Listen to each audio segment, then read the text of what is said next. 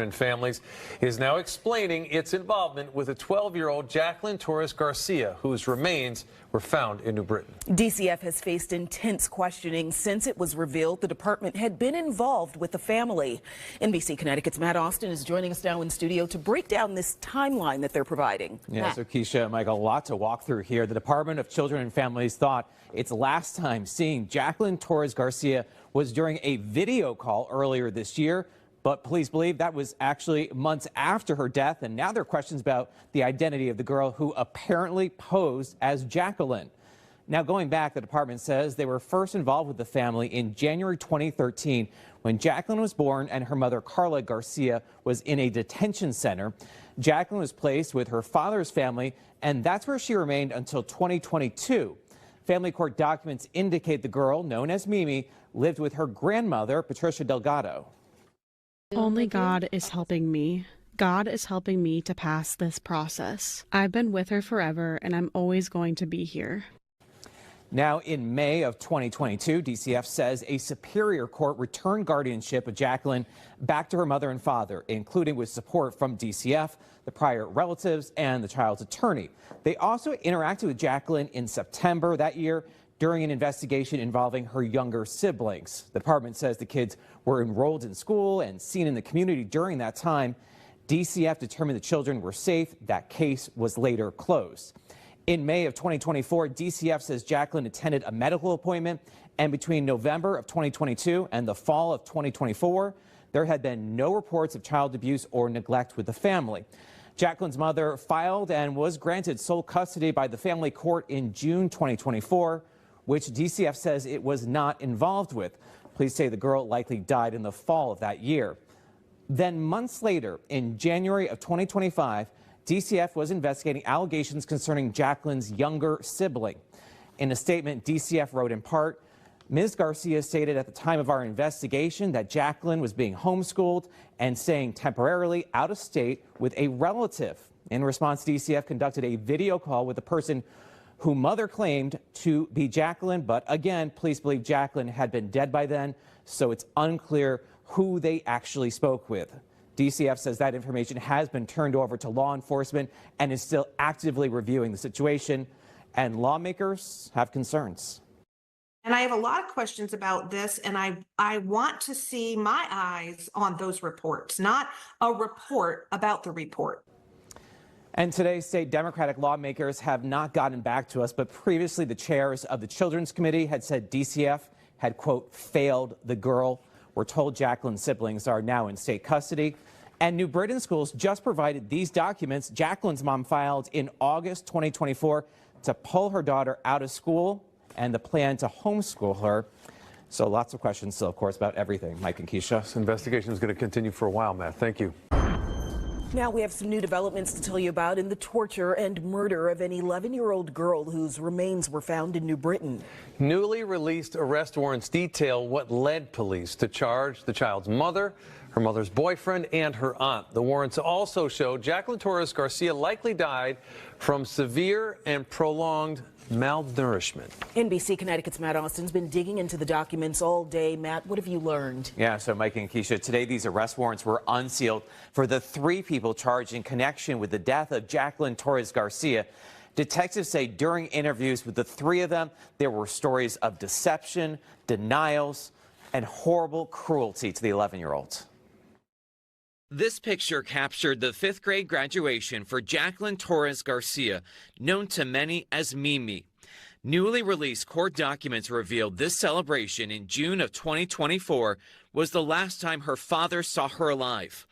Police report her death was several months later, and now we're learning an autopsy preliminarily found the 11-year-old died of severe and prolonged malnourishment. Given the facts and circumstances of the case, the nature of the charges, she is asking that bond remain as set at $5 million. Mimi's mother, Carla Garcia, and her boyfriend, Jonathan Anita, are charged with murder.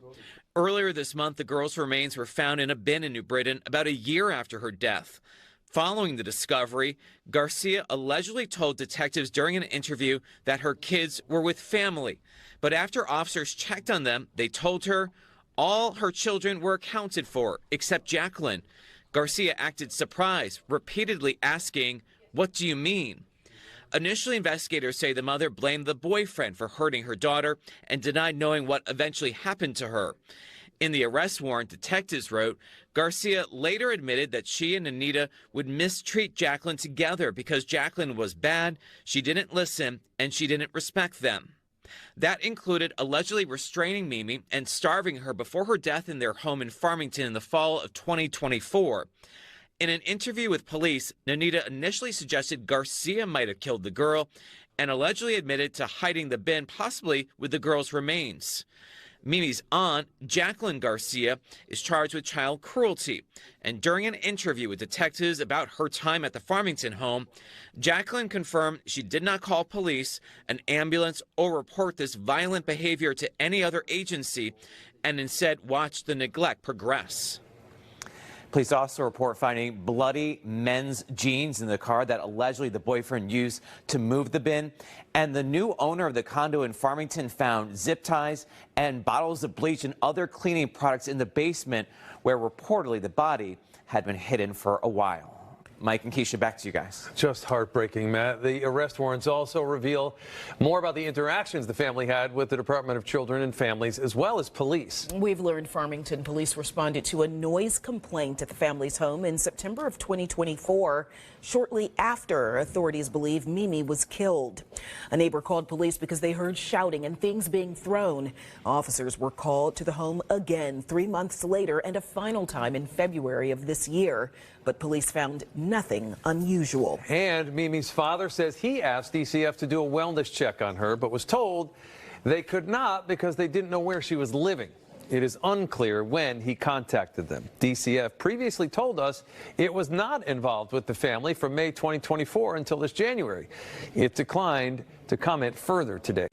Tonight, we are digging deeper into recently released videos that capture police officers speaking with the two people charged with murdering 11-year-old Jacqueline Torres-Garcia. Yeah, it happened at the home in Farmington where it's believed at the time the girl's body was allegedly in the basement. NBC Connecticut's Matt Austin is here with reaction to this. More and more keep coming out. Yeah, Amber and Kevin, there were actually two officers on this call that started with a noise complaint, and the videos capture the roughly 4 minutes they spent with the girl's mother and the mother's boyfriend. Body cams captured police arriving after a noise complaint at a condo in Farmington on December 29th last year. Little did they know at that time, it's believed the body of Jacqueline Torres-Garcia was allegedly hidden in the basement. Is everything okay? Yeah. We got a call. There's a lot of noise coming from your apartment. They're always calling. Carla Garcia, the girl's mother, and her boyfriend, Jonathan and Anita, chalked the noise up to Garcia being pregnant and moody. Both are now charged with murder after police believe they allegedly starved the 11-year-old to death. Is this your only daughter? You guys got the kid? One on the way. I have a son. Son's upstairs. He's on 1. Oh, he just turned 2. I'm sorry. Keep you guys busy. Oh, yeah. There is no mention of Jacqueline, who allegedly had been dead for several months at the time of this call. The officers were not there to check how many people were there. They were there on a noise complaint, so they did not have the luxury of having that information that that the numbers did not add up. How long you guys been staying here? Officers carried on a conversation, asked questions, and took down the couple's personal information. There's no mention of strange smells. Eventually, the odor from the decaying body was apparently so strong that Garcia allegedly later confessed they had to stay with friends and at hotels.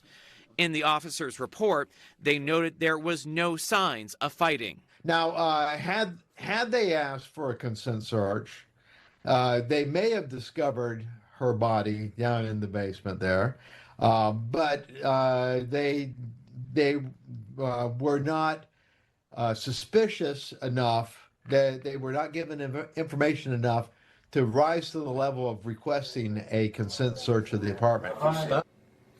Now, besides this call, Farmington police also responded to the condo 3 other times for noise complaints.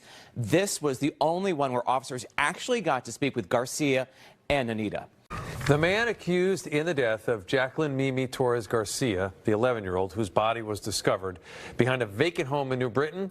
That man was back in court today in New Britain, but only briefly. NBC Connecticut's Kevin Geis was there and joins us now in studio. Kevin, this may be the last time we see this suspect in New Britain, correct? That's correct. Keisha, Mike, good evening. A very, very brief appearance just to go through some clerical stuff. They wanted to approve the consolidation of Jonathan Nanita's charges to Torrington. Now, on top of murder and conspiracy, a few other charges, we learned he's facing tampering with physical evidence and improper disposal of a body.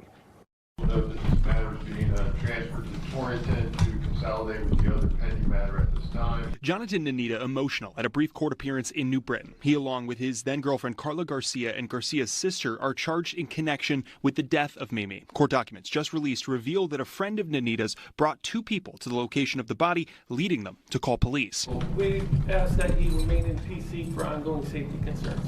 Nanita will remain in protective custody ahead of his next court appearance. A lot of noise coming from your apartment? They're always talking. Nanita and Garcia had multiple run-ins with state and local agencies such as the Department for Children and Families and 4 noise complaints the Farmington Police Department responded to. Now, NBC Connecticut has learned the Office of the Child Advocate has launched a comprehensive investigation into agencies the family had contact with, including DCF, schools, and the court system. In a statement, Acting Child Advocate Christina Gio says, quote, "First, we determine what services were provided to the children and family, whether state laws and agency policies were followed, and whether there were missed opportunities to ensure the safety and well-being of the children involved. The second purpose is to understand whether there are any changes in law or policy that will help prevent future tragedies." Gio has declined interviews with NBC Connecticut, but former child advocate Sarah Egan explains these comprehensive investigations are lengthy but necessary. The death of a child is a death like no other, and it demands our attention and it demands accountability. And I think we feel that from the community and from Mimi's family. We start with breaking news. The cause of death has just been released for 11-year-old Jacqueline Mimi Torres-Garcia. The Office of the Chief Medical Examiner says she died from fatal child abuse with starvation, and they're ruling it a homicide. Mimi's body was found in a container behind an abandoned home in New Britain last month. Investigators believe that Mimi had died a year earlier while the family was living in Farmington. 3 people are facing charges in connection to her death, including her mother, her mother's ex-boyfriend, and her aunt. There are some new developments tonight in the murder case of 11-year-old Jacqueline Mimi Torres. Body camera footage shows Carla Garcia, Mimi's mother, and Jacqueline Garcia, Mimi's aunt, being arrested the night of October 12th. NBC Connecticut's Melissa Cooney is joining us now live in New Britain, right outside that vacant home where that little girl's remains were found. Melissa, what's the very latest? Yeah, well, let's just get right to that body cam video of Carla Garcia, her sister Jacqueline Garcia, and her former boyfriend Jonathan Nanita getting arrested. We'll start with the Garcia sisters. Take a look at this video. It shows police entering a home where Carla Garcia and her sister Jacqueline were in New Britain. Police ask Carla if Jacqueline is home. Then police put Jacqueline in handcuffs. Jacqueline asks the police why and for what reason. In the video, you can see both sisters in handcuffs before they're walked out by police. Next, we're going to show you video of Jonathan Nanita's arrest. Here, we know that there was a struggle with police and Nanita, which led to injuries to Nanita's face and head. In the video, police ask Nanita what his name is. He says it's Jonathan Alita, to which police say, no, it isn't. He also tells police he was going to turn himself in and said he, quote, didn't even do anything to that girl. Now, we also got official confirmation from the Office of the Chief Medical Examiner today. They say that the manner of Mimi's death was a homicide. They say the cause was child abuse and starvation. Live in New Britain, Melissa Cooney, NBC Connecticut News. We have some new details in the murder of an 11-year-old girl in New Britain. The chief medical examiner says Jacqueline Mimi Torres-Garcia died from fatal child abuse with starvation. 3 people are facing charges, including her own mother and her aunt. Tonight, we're getting a look at their arrest. NBC Connecticut's Jane Chaco walks us through that video. Carla Garcia, Mimi's mother, remains silent as she's placed in handcuffs. just 4 days after her daughter's remains were found outside an abandoned property in New Britain last month. It would not be until interviews with investigators that Garcia would explain her version of events, admitting that she and her ex-boyfriend stopped feeding Mimi about 2 weeks before she died, according to arrest warrants. Is everything okay? Yeah. We got a call. But that wasn't the first time police spoke to Garcia and her ex. Last December, officers were called to their Farmington apartment for a noise complaint. They didn't know it at the time, but now say they believe the pair were storing Mimi's body in the basement for months. Farmington Public Safety Director Paul Melanson noted that Garcia didn't mention her daughter Mimi during that interaction. And when parents have done something like this, the remorse now is just an outpouring of remorse, and you didn't see that, which is really chilling. Mimi's aunt, Jacqueline Garcia, was taken into custody the same day as her sister Carla. In the video, she asks officers why she's being arrested and then calls for her sister. Why? For what? Car. We'll explain to you. Can you grab my phone? Jacqueline Garcia later told police that her niece Mimi was deprived of food and was restrained with zip ties as punishment, but Garcia never called police. The third person arrested in this case is Carla Garcia's ex-boyfriend, Jonathan Nanita. That happened on October 13th after a car accident involving a stolen car, according to the city of New Britain. They say there was a struggle between him and police, which led to injuries on his face and neck. When talking about the scuffle, you can hear Nanita say he was going to turn himself in and that he didn't do anything to, quote, that girl. I didn't have to do that. Turn yourself in. You guys didn't have to do any of that. You should turn yourself in a while ago. I was gonna say I was. You guys didn't have to do any of that, man. I didn't even do that to that girl, bro. Heartbreaking case out of New Britain, Connecticut. This is where 12-year-old Jacqueline Mimi Torres-Garcia was found inside of a plastic storage bin behind an abandoned home, with a major update right now. The state's child welfare agency is now facing tough questions, maybe unsurprisingly, after releasing new details that show, or apparently show, DCF had contact with Mimi's family for more than a decade. Caseworkers even apparently held a video call in January with someone they believed was this little girl. This is months after investigators say she was already dead. So now Connecticut's Office of the Child Advocate has launched a sweeping investigation into how so many apparent red flags were missed. This all happening while one of the key suspects, her mother's former boyfriend, appeared back in court on new charges that are tied to Mimi's death. So we're going to break down what this new investigation means, what DCF is saying now about the agency's last contact with a child that they insisted, or seemingly insisted, they thought was safe. Because the question that we always ask in these kinds of child abuse cases is, could this realistically have been prevented? Now, if you're just catching up, this case out of Connecticut is one that has haunted everybody who has heard it. It started as a mystery that no one even knew existed, because 12-year-old Mimi, she wasn't reported missing. She didn't vanish from a playground or a park. She just disappeared quietly inside of her own home. Police say her mother, Carla Garcia, withdrew her from school in August of 2024, telling staff that Mimi would be homeschooled. After that, no one outside that home reportedly ever saw her alive again. And then months later, on October 8th, an anonymous call about suspicious activity behind an abandoned home in New Britain led officers to a plastic storage bin that was sealed shut with trash bags and sheets.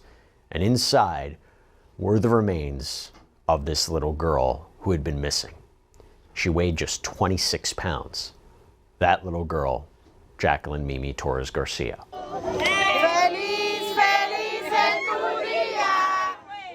Investigators now say that she'd likely been dead since the fall of 2024. Her body first hidden in the basement of the family's Farmington apartment and then later moved as the adults in her life tried to start over somewhere new.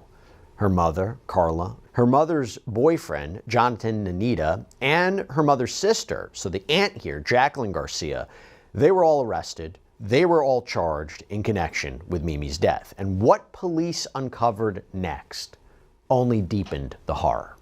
Because according to unsealed warrants, Mimi was allegedly zip-tied as punishment, forced to stand for hours, and denied food until her body gave out.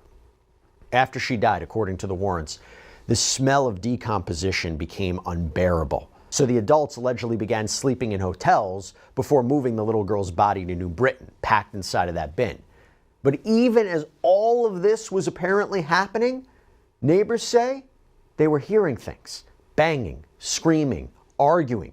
So police were called more than once to check on the family. And one of those visits, caught on body cam video from December 29th, 2024, it now plays like something out of a nightmare, and we are going to see it.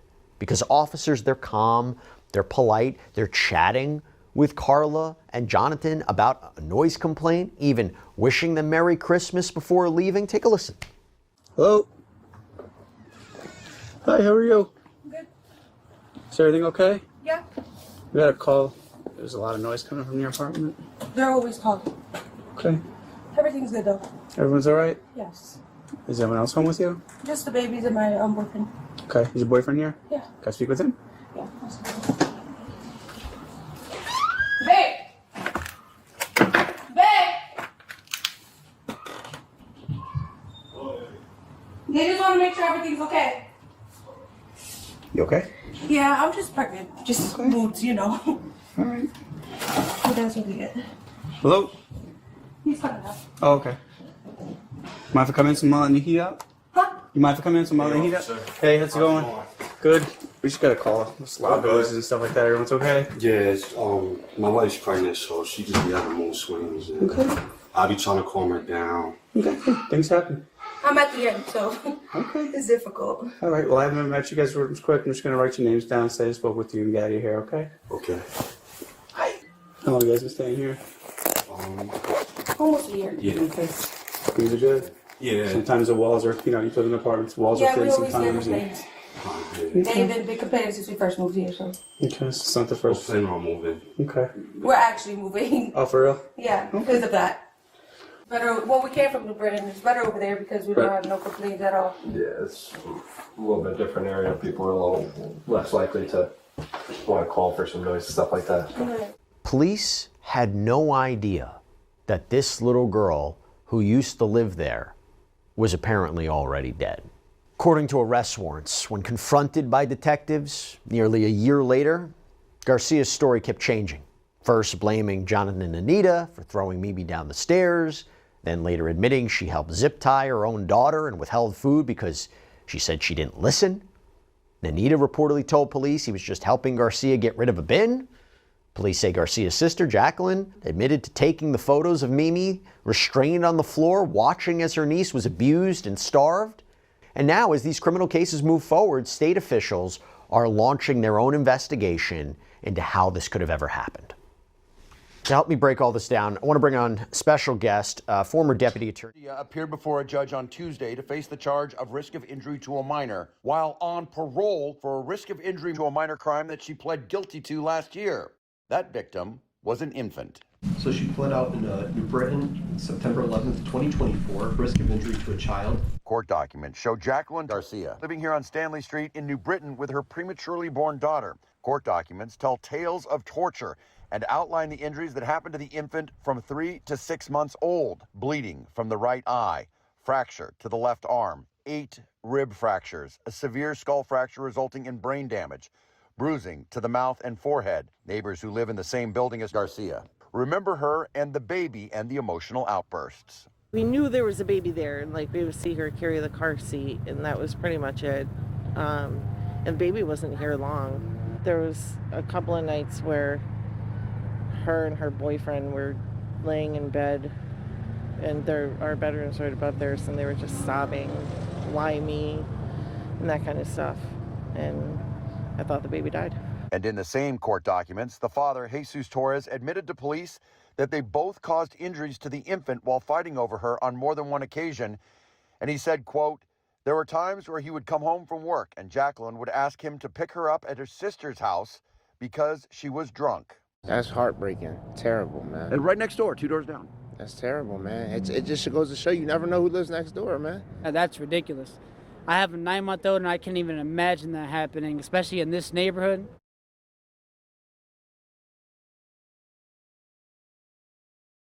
I want you to picture a house where time stopped. No, no, no. Not because the clocks are broken. It's because the people there are. A little girl lives there.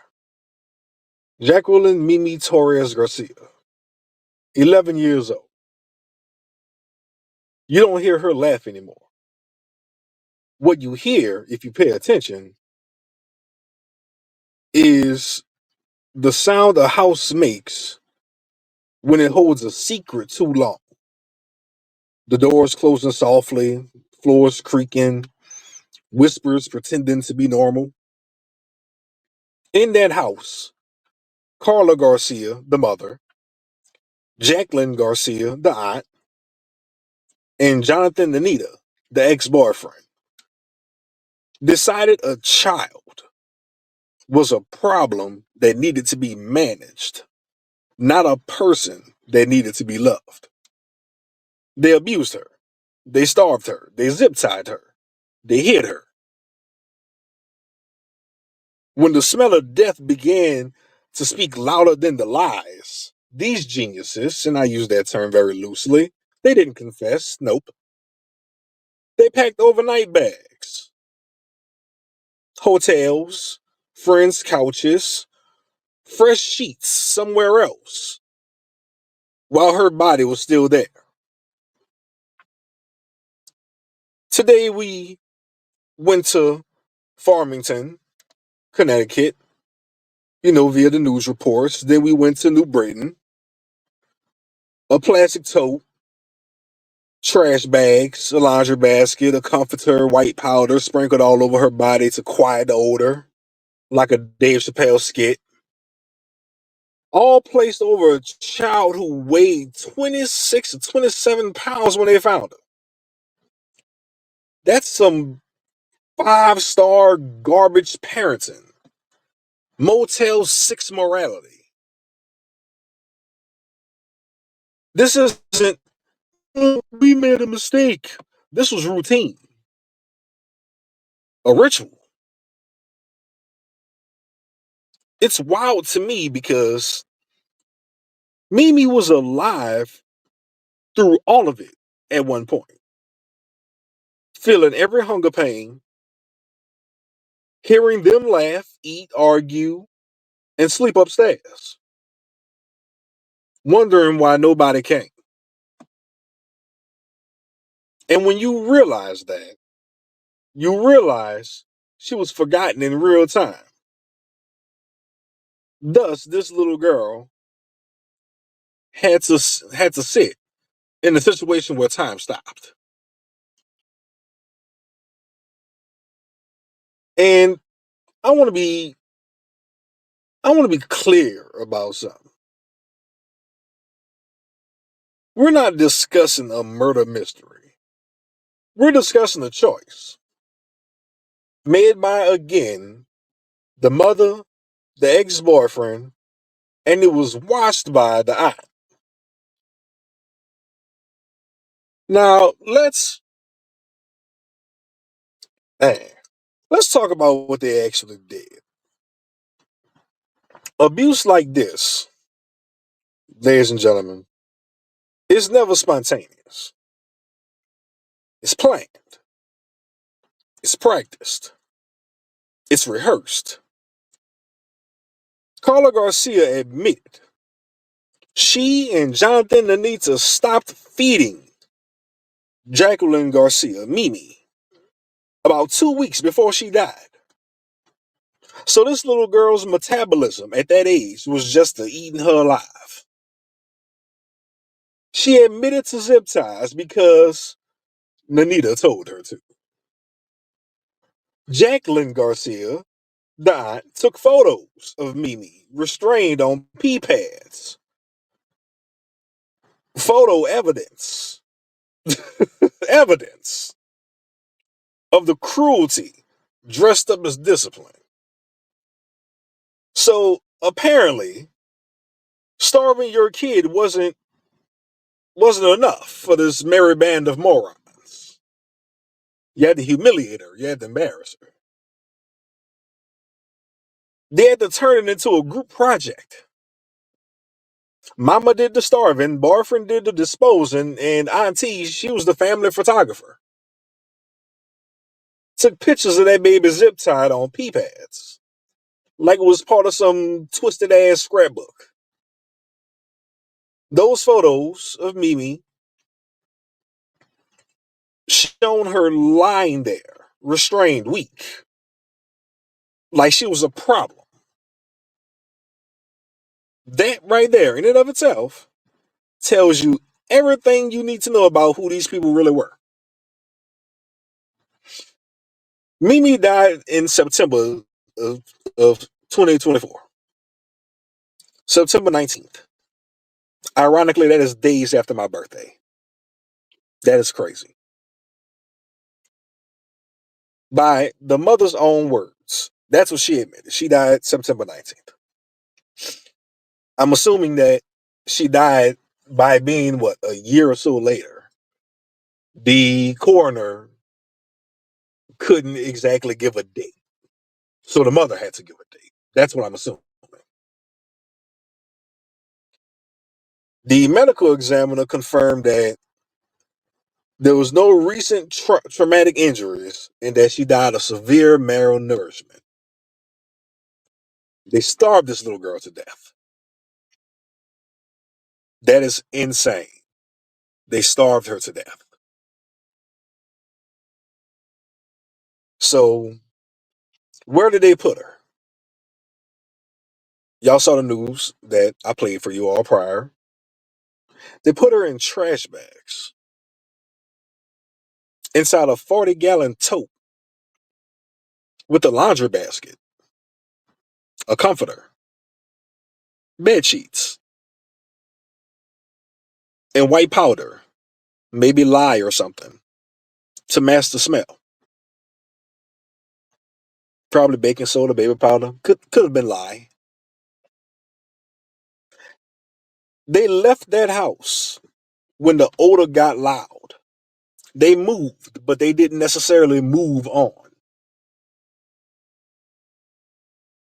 A year later, October 8th, 2025,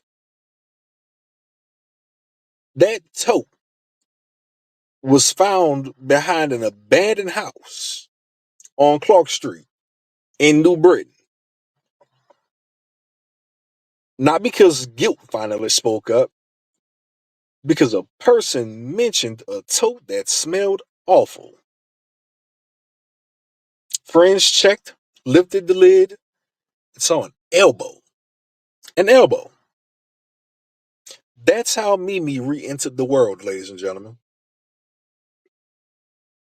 And through all of this, noise complaints, hotel stays, CPS, DCF, smiles at the door with the police, Carla Garcia, Jonathan Nanita, and Jacqueline Garcia kept up that performance. Everything's fine. Oh, she ran away. She's with a friend. They said it enough times that some people actually started to believe them. But the truth doesn't care how calm you sound. It cares about what you did. And when it came time to tell the story, listen to how their mouths moved. Listen to this. Carla Garcia first told investigators Mimi was fine, visiting a friend. When police said nobody had seen Mimi in a year and they suspected the tote, Carla asked, "What do you mean?" The detective scolded her for lying. Then she doubles down on stupid. Oh, she just stopped eating. What? Like a 12-year-old wakes up one morning and says, "Oh, Mom, I think I'll starve myself for fun." Like, yeah, that happens all the time. Then she said Jonathan Nanita took her. Then she said Nanita stopped feeding her. As if a 12-year-old necessarily needs to be quote unquote fed. I mean, at 12, a 12-year-old knows how to work a microwave. Most 12-year-olds, not all. I'm not saying that 12-year-olds need to be 5-star chefs or anything, but most 12-year-olds know how to boil a pot of water. They can make oodles of noodles or something, Uh, most 12-year-olds are, for lack of better terms, kind of self-sufficient. So why would Jonathan need to necessarily, quote unquote, again, feed her? Unless she's referring to the times where she had the child zip tied. Yeah. But then again, after that, she tried another version of the story. She was pregnant. She was arguing with Mimi. Mimi slung her down the stairs. And Anita allegedly, quote unquote, lost it and kicked Mimi, stumped her head, and threw her down to the basement. The medical examiner, for lack of better phrasing, basically said, nope. No fresh trauma consistent with that story. There is severe malnutrition. That is what they found. The lies don't match the science. Jonathan and Anita, after, I'm assuming, his arrest, he wanted to approach the investigators because he got arrested and got his fucking ass completely handed to him. Excuse my language. I got to save that for later. Sorry about that. I didn't mean for that to come out, but he wanted to clear his name. He said Torres-García asked him to move the tote. He claimed he didn't know what was inside the tote, but then after he said that, he nodded, yeah, he did. He admitted driving with Mimi's body, taking the tote to a cemetery, then abandoning it on Clark Street when the cemetery didn't necessarily feel right. He helped buy the tote. He helped load the tote. He helped dump the tote. Now, Jacqueline is a special case because she was intoxicated, apparently, from what I read. They interviewed her more than once. But when she sobered up, Jacqueline first said that all the kids were, quote unquote, good. She then admitted zip ties were used as punishment. Then she said she saw Mimi deprived of food and made to stand in the corner. Then she said she saw Nanita carry Mimi downstairs and beat her. She admitted Mimi was extremely thin. She also admitted she sometimes snuck food or water. She admitted she didn't call the police, and she also admitted she watched it happen and progress. On top of all of that, y'all saw the news I played. On top of all of that, this fool had just recently got out of jail doing a stint for guess what? Child abuse. Risk of injury to a minor, to be exact. This was a family affair. Then the fool gets out of jail for her own child abuse case. Oh my God. An infant. Jacqueline Garcia is worth a black hypocrisy episode of her own. A premature infant. Bleeding from the eye, broken arm, bruising to the mouth and forehead, 8 broken ribs, skull fracture. How is that even possible on a premature infant? These people are despicable. Jesus Christ. Ladies and gentlemen, Mimi's life ended because 3 adults, Carla, Jonathan, and Jacqueline, made decisions that they tried to narrate their way out of, like they didn't happen.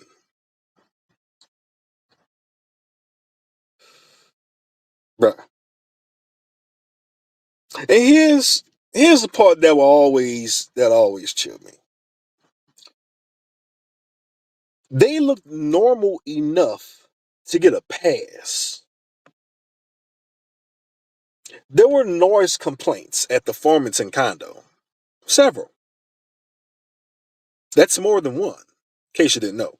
That's more than 2. Several. December 29th of 24, a knock at the door, polite conversation, calm answers. Oh, everything's good. Yeah, happy holidays. Then they said they were moving. No one mentioned the smell, at least not that night. But we know they went to hotels when the order got bad. We know the tote was in the basement before it was moved. We know the act worked. Briefly, at least. That night, the police showed up. The girl's body was there. They spoke to the cops. She acted as normal as her crazy behind could. And then they went right back to living above the stench of their own crime. You ever think about how cold your soul has to be to eat dinner while a child's body is decomposing under your feet? To laugh, watch TV, argue about bills, who left the milk on the counter, why did you leave the toilet seat up, while death is literally a part of your home decor. That is a special level of cruelty reached by very few and far between. The cops suspected nothing. And for whatever reason, however they got by with that, they smelled nothing. Were their noses stopped up? Was it that cold outside? Well, it could have been that cold outside. It was freezing. They're up north. But seriously, like, I wouldn't want to be that cop on the stand being asked, how did that get past me? I really would not want to be that cop.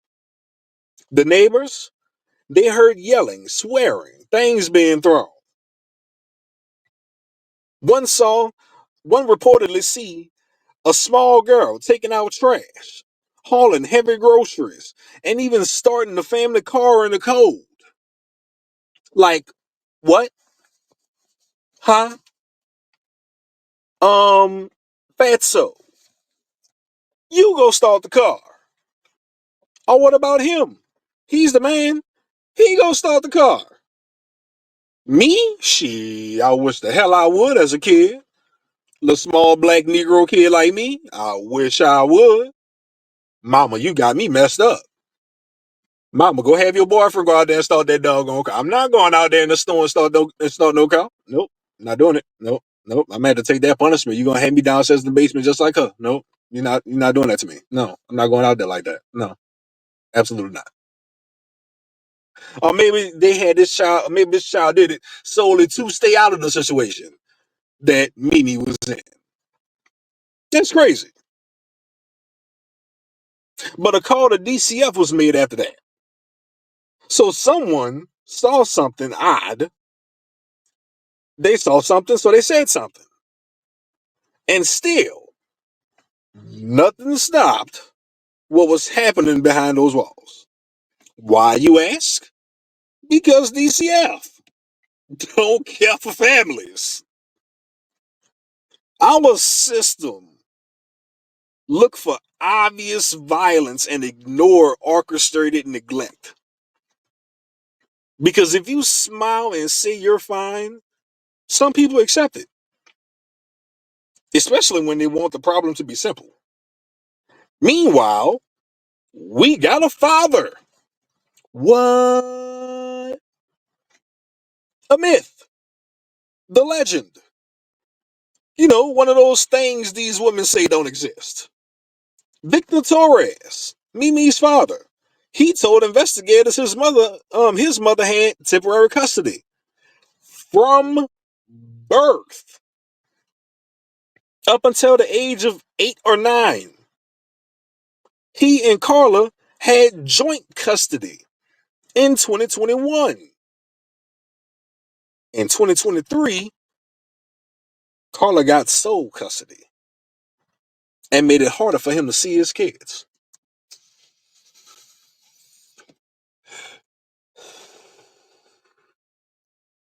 I had to smoke on that one right there.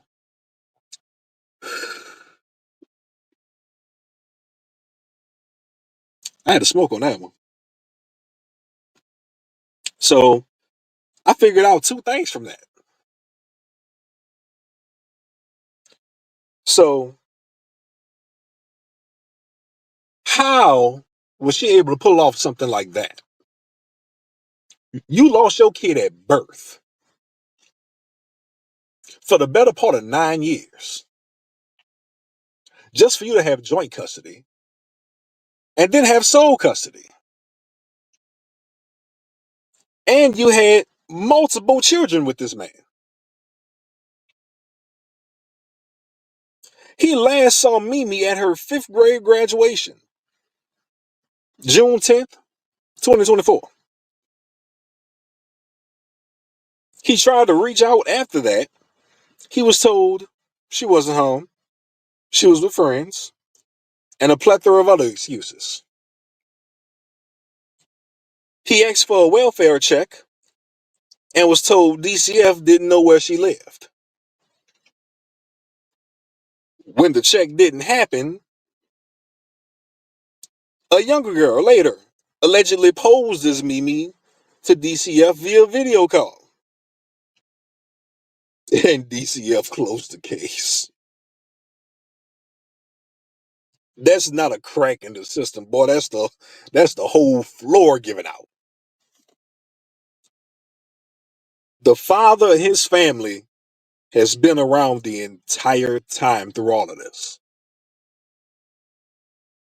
That sounds like the need of an assassination to me. I'm just saying. So let's talk about Mimi's last days. What this probably felt like. We're in class right now with the Principate. Join me, please. I need you to imagine something.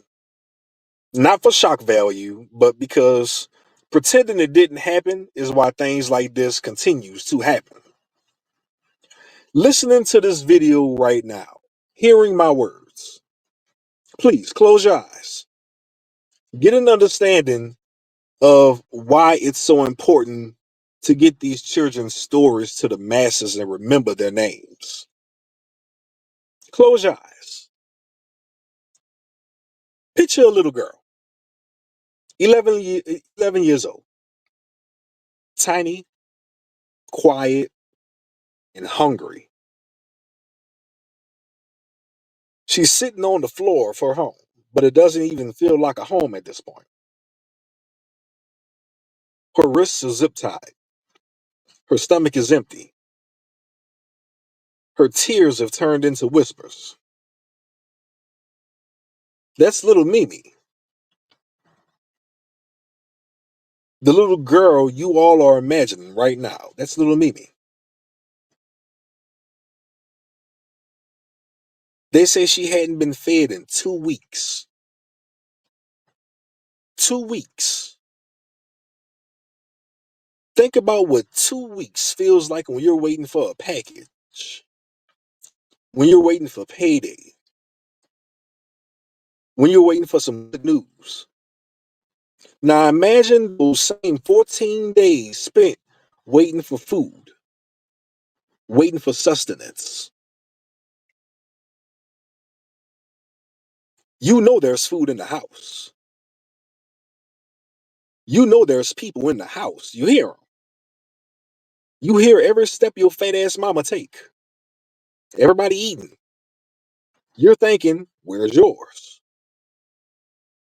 Eventually, somebody's gonna come bring you a plate. But it never comes. 2 weeks. That's how long Carla Garcia admitted food was withheld before that little girl died. 2 weeks for an 11-year-old's body is an ocean of hunger.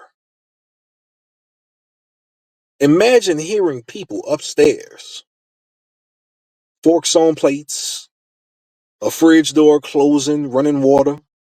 You're in the same house now, but not in the same world. Your wrists, tight with plastic, your stomach empty, but loud, then quiet. You're old enough to know this isn't an accident, but you're young enough to still hope someone opens that door and say enough is enough. Mimi weighed 26 to 27 pounds when they found her remains. At 11, she would have been 12. This isn't a metaphor. This is a child's body shutting down. This is a child waiting for help that never came. And when her body couldn't fight any longer, they didn't hold her. They didn't call for help. Understand something. They Googled. They bought a bin. They wrapped her in bags and powder. They moved her like she was evidence. And for months, the world kept moving. No Amber Alert, no few knocks, no few flies, but not enough to cut through the silence. That's the part that breaks me. Not just what they did, but what the silence allowed. And I know y'all feel the same anger as I do. So let's go get it. Let's get it, please. We're experts at outrage after the obituary. Y'all, you say we light candles, we caption fly high, we hold our visuals. Then we go home and close the blinds. Pass gas on the couch, streaming Disney Plus. We can name every artist on the charts, but forget Jacqueline, maybe Torres-García. We post about healing energy, mood stones, and ignore the kid dragging a trash bag past our car. Yeah, the system failed again, yet again. DCF, don't care for families. Got CPS, can't protect siblings, and the damn police. But systems are made of people. People wrote the report and walked away. People saw and stayed silent. People smiled at the door and believed the performance because people believing it was easier at that time, as opposed to investigating. Meanwhile, Carla told the world her child ran away. She ran away, Not once, but twice. Meanwhile, Jonathan Anita bought a tote. He moved the tote. He dumped the tote. Meanwhile, Jacqueline Garcia took pictures and minimized, talking about, I didn't realize. Let me tell you something I realized long ago. This type of evil doesn't survive without assistance. It needs a driver. It needs a photographer. It needs a chorus of, I didn't know. But now you do. And now I'm done being polite about it. Drop my beat.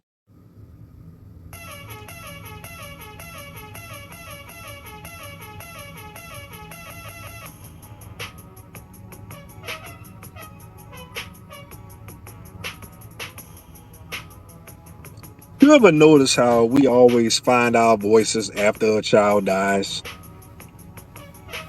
Suddenly everybody's a fucking detective. Everybody's outraged. Everybody's typing fly high angel on Facebook. Everyone's giving prayers to the family and all that bullshit. Lighting candles outside, having vigils at night and shit. Where was all that noise when she was screaming next door? Where was all that compassion when the lights were on and the house was still stank? You see, that's the hypocrisy I be talking about. We can name every rapper on the charts, but we can't remember a 11-year-old named Jacqueline Garcia. Mimi. We can remember George Floyd, a fucking criminal, but we can't remember this innocent little girl. We can remember LeBron James' stats, but we can't remember this innocent little girl. We can remember how much we hate the Super Bowl halftime show, but we can't remember how this little girl was treated for only merely existing. And watch this, here come the death threats. Y'all can play them rappers' music and remember them. Murder, murder, kill, kill. Drugs, YNs, D-boys, big booty bitches, took his bitch. But you scroll past things involving protecting children. You ignore the children in your area that can be in danger. We share memes about loyalty and healing, but we don't check on the kids who look scared or sad to go home. You know? We gonna talk about police, CPS, the courts. Yeah, they failed. But they didn't fail alone. We failed them too. Because this community, this country, has gotten comfortable watching children die in the headlines. We see evil every week and still act shocked like it's breaking news. We let mothers like Carla Garcia slip through the cracks. Boyfriends like Jonathan and Anita blend in. Aunts like Jacqueline Garcia enable it. And then we say, oh, the world's just crazy. The world's crazy. No, the world is lazy. Ladies and gentlemen, at some point, we stopped paying attention. We stopped interfering. We stopped caring. And sometimes it's okay to be a Karen. See what I did there? You want to know what black hypocrisy means? It's this right here.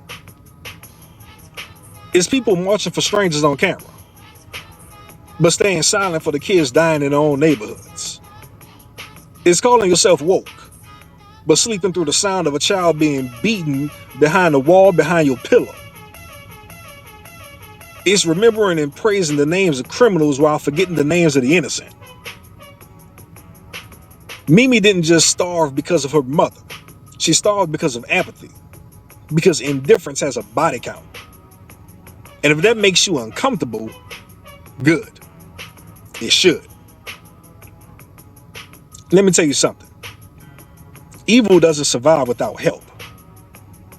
It survives because good people decide it's not their problem.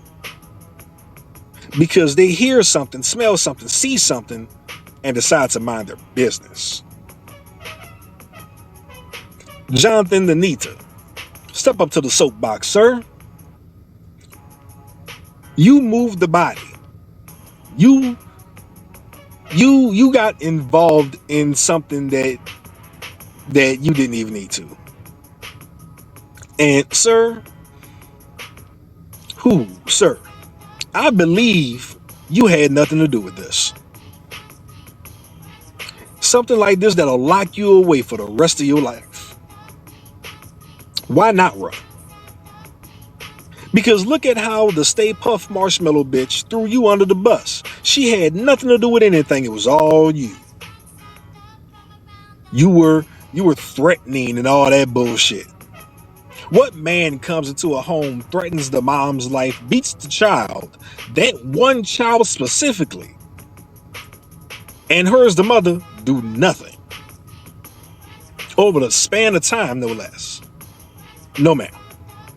Sir, your story actually makes sense. But if that's the hill you want to die on, you still helped. And I expect it. Because that's what simps do. They jump at opportunities to be seen and noticed by the mediocre pussy they idolize while being a sucker. You know, a sucker idolizing mediocre pussy. A simp. That's you. That's what y'all do. But yet and still, you were there. You were complacent. You were there in December on body cam. At the time that child was missing. At the time that child's body was in that tote in the basement. You, sir, are one of the biggest simps in history.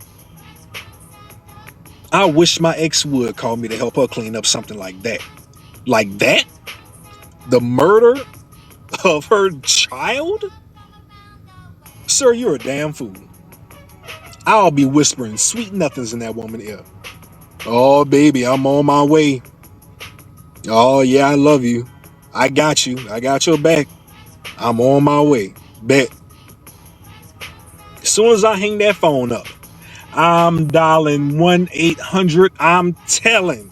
Nigga, I'm showing up with NOPD, the FBI, the SWAT team, SEAL Team 6, a couple Call of Duty tanks. Man, I'm singing like Mariah Carey during Christmas time, my guy. I'm singing like Tweety from Looney Tunes on that ass.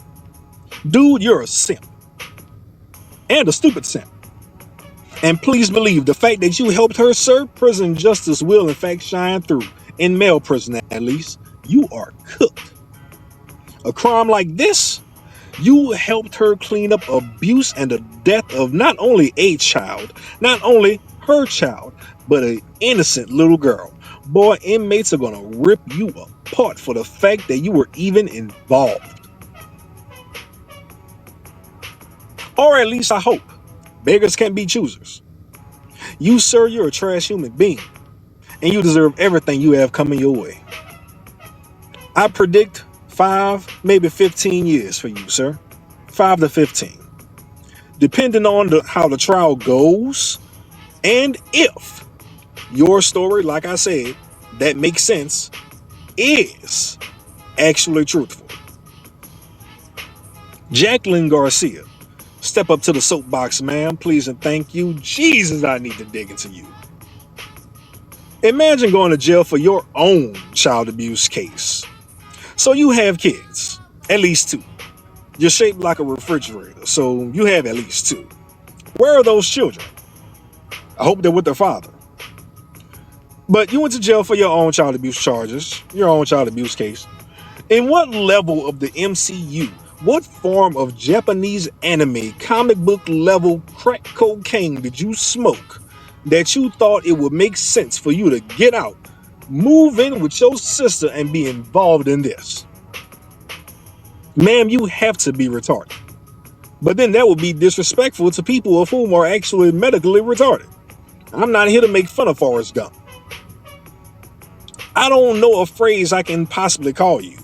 I can call you stupid, but stupid is just a word that's really thrown around willy-nilly. But just know this. You, ma'am, should be featured on an episode of Court TV's World's Dumbest Criminals for doing what you did. Getting out of jail and literally repeating the process. Get this. Drug dealers get out of jail and go back to selling drugs for a reason. Because they're making a living. It's fast money. Prostitutes get out of jail and go back to prostitution for a reason. Because they're making a living. It's fast money. Ma'am, did you not just recently get out of jail for child abuse, risk of injury to a minor? And now in this case, you're being charged with, hold on, let me pull the rabbit out the hat. Guess what? Risk of injury to a minor. Nigga, what? Ma'am, I can't compare you to a drug dealer nor a prostitute. You're honestly just stupid. I don't have anything else I can possibly call you. How the hell are you fresh out? Witness your sister doing these things to her child just for you to not inform authorities and end up involved and end up exactly back where you came from. Huh? Ma'am, you got out of jail off a child abuse charge and went straight to live with your sister, of whom is abusing her child. So you can literally spectate and take pictures. Drug dealers are at least making money. Prostitutes are at least making money and getting niggas rocks off. So they're useful. You're doing nothing but ruining multiple children's lives. There's no comparison as to why you're going back to jail on the exact same charge. Habitually. You're a habitual child abuser. That's like a child predator who gets out and reoffends. He's a habitual child molester. You have the award from Black Hypocrisy for the first habitual child abuser I have ever reported on. That's diabolical. Ma'am, I can call you many things, but that would be disrespectful to the people of whom represent those things. Focusing on your child, bleeding from the eye, a broken arm, bruising from the mouth and forehead, 8 broken ribs, a skull fracture. How the fuck does a prematurely born infant has any of these injuries outside of being thrown off a roof or being involved in a plane crash? Bleeding from the eye, bruised mouth, skull fracture. That sounds like boxing injuries. Bitch, you in these streets punching infants in the face? 8 broken ribs. The baby was premature. Are the ribs even developed enough to be broken? So you just found a way to do that. A broken arm. As a preemie? Bitch, you better say your baby was born a WWE wrestler. Because how? Why? Why was your sentence that short? Why were you even given parole? Doing that to an infant. These pleas to these women are insane. Just for these women to get out and do it again. Or in your case, just to get out and be involved in it again. To watch it happen and be silent. This was normal for you, ma'am. That's scary. I don't even know what to say to this. All I can do is nervously laugh. Because you're less than pathetic. Ma'am, you ain't shit. Taking pictures of that little girl in her time of torture and pain and hunger and depression and sadness. Like you keeping receipts and records. That's some sick shit. And it implicates you just as much as the mom. And on top of what you did to your own premature born infant, god damn it. Mimi at least tried to run away from home twice. That infant couldn't do that. That infant couldn't raise her hands in fear nor defense. Plot twist. I hope the judge not throw the book at you.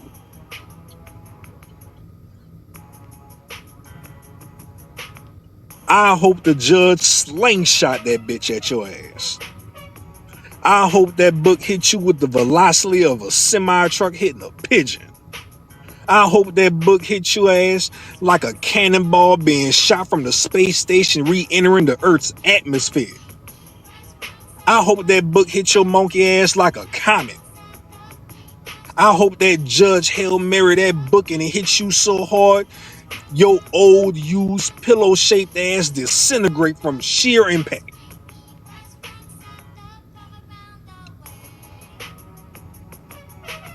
I predict, given your parole, given women get slaps on the wrist for things like this, given you already had your slap on the wrist on top of your previous and heinous conviction already, my prediction for you, ma'am, is anywhere from 10 to 20 years. You ain't shit. And the mom, Carla Garcia, don't step up to my soapbox. I can speak to you from a distance. You dirty ass whore. I don't want your child abuse germs to touch me like COVID or something. Treat your ass like AIDS or like folks did people in the Bible with leprosy. Stay away. And I understand my words may never reach any of you three, because I can wholeheartedly admit that my channel isn't large by any stretch of the imagination. I can admit that. But through my videos and other people who talk about these stories, I'm hoping that people are beginning to understand that our children are our future and that our children are splitting images of us. And you, Carla Garcia, you seem to have missed that memo. On Facebook, looking like you a bad bitch. Baby, you far from it.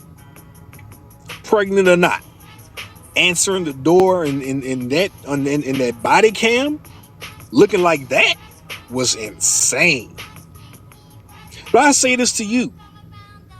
They need to bring back public executions for people like you, so others can watch. So people like me can watch. So other people who love and believe in protecting innocent lives and children can watch. Live on pay-per-view. Oh hell, live streaming on a special government YouTube channel for free. We pay taxes. So people can see people like you get made examples out of. Things like, but not limited to, public stonings. I heard those hurt. I forgot what they called it, but it's an old school death where they keep you outside and they build a literal body-sized wall around you, the size of you. And you just stand there and basically starve to death and or die of heat stroke, whichever comes first. I forgot what they call that. Or the Trojan style, where they put you in some type of metal tin and they cook you alive. Or you get burned at the stake. Ooh, how about that way Buddy killed the fat guy on Law Abiding Citizen, where he paralyzed the body, cut him up, and he felt everything. That sounds like a nice way for somebody like you to go, to be live streamed for a piece of shit like you. Allegedly. All these things are alleged. See, these are the types of things people like you deserve, Carla Garcia, hands down. And I don't regret saying a single word, allegedly. People who harm children, especially those who murder children, even more so like this, deserve only the worst that life can bring. And I can't wait to hear that life sentence come down. Hopefully, it's a death penalty. Hopefully. My prediction for you, Carla Garcia, this is going to be one of two. Life with parole, God forbid, after 10 or 20 years, give or take. We know how the system works, but we can also get life without parole. But either way, I'm sure you're getting a life sentence for this. I'm pretty sure. Be gone. You're dismissed. DCF. Oh, you didn't think you was about to skate by, huh? Don't care for families. Oh, bring your ass here. Do your job. How about that? A welfare check where someone pretends to be Mimi and you close the case. That's not a loophole, that's malpractice, people. The father, Victor Torres, asked for help. He pushed for checks. He was stonewalled. He last saw his daughter June 10th of 24, graduation day. After that, he was hit with nothing but excuses. She's with friends or she's not home. He tried. The system shrugged. Only in the end, for him to lose the joint custody he had already had. What the fuck? Ladies and gentlemen, listen. I'm not here to sell revenge fantasies. I'm here to demand accountability. Charge everyone appropriately. From the aunt and her complacency to DCF. No sweetheart deals, no I was scared discounts. A child died while 3 adults managed their appearance. You see, you can't claim to love children and ignore the ones who aren't your own. You can't cry over tragedy and then look away from pain that's still alive. And one thing I'm confused about, I think I mentioned it earlier, or it was in the news report I played for you all. I don't know, I've been talking a while. DCF took the child and gave the child to the family of the father when she was born. Okay, cool. Why not get a child to the father? He can't be too bad of a guy if you gave the child to his family. That would mean, yet and still, he had access. But whatever. Only to later get joint custody. Okay, bet. For her to go file later and get awarded sole custody. How is that even possible? If y'all just took the child away at birth for a matter of 8 to 9 years, give her joint custody and then give her sole custody. He even worked with police against the sister. Apparently, he knew the father of Jacqueline's child she abused because he made a statement about her being intoxicated. How could he not get his kid back?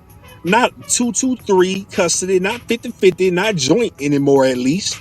She managed to get sole custody. Boy, I love our system.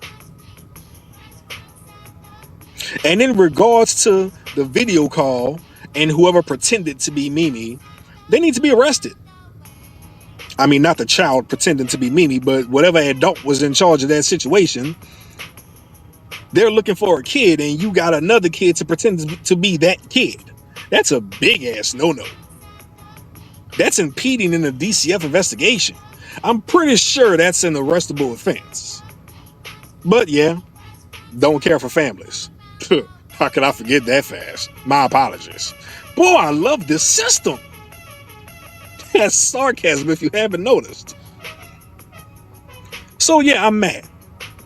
I am utterly disgusted. But most of all, I'm tired, people. I'm tired of pretending this is normal. Because the crazy thing is, it is normal. I'm tired of reading about babies dying because grown folks don't give a fuck. Jacqueline Garcia, little Mimi, should still be here. She should be in school drawing pictures, laughing with friends, not stuffed in a damn tote like she didn't matter. So don't just share this story. Do something. Ask questions. What I told y'all in the previous video. Be the neighbor that knocks. Be the person who calls again and again and again and again until somebody shows up with more than a clipboard. Be that uncomfortable voice. Like me. I know y'all tired of me coming up here. Because indifference has a body count. Little you may know, and Mimi's name is on it. When y'all see baby boy get cracked upside the head in Walmart for wanting some M&Ms, call the police, call security. Don't let that bitch walk out the store. Be the voice that somebody else was scared to be. And if someone tells you, oh, mind your business, tell them saving children is your business.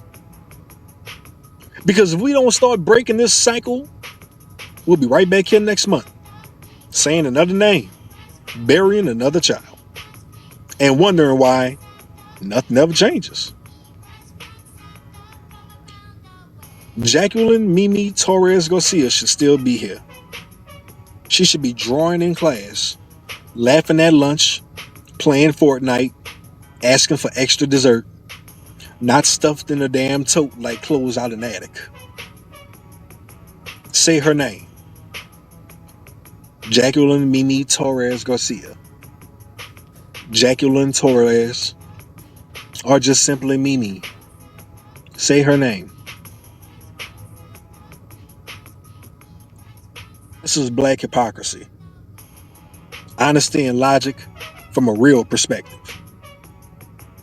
Honesty y'all asses may not want to hear.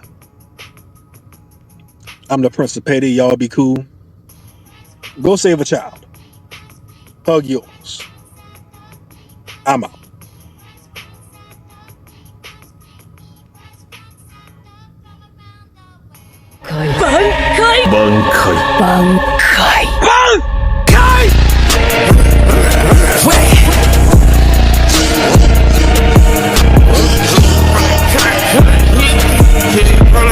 I just my hoes. I just been dripping my hoes. This whole nother level shot. I got these hoes on their toes.